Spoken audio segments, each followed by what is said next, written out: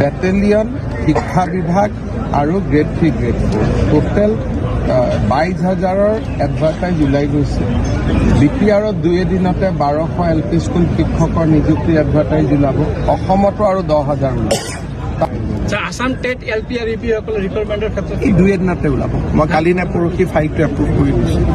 নতুন বেটেলিয়ন আৰু 20,000 নিযুক্তিৰ কথা আমাৰ বেটেলিয়ন, শিক্ষা বিভাগ আৰু গ্ৰেড 3, গ্ৰেড 4 টোটেল 22,000 এডভাৰটাইজ ওলাই গৈছে।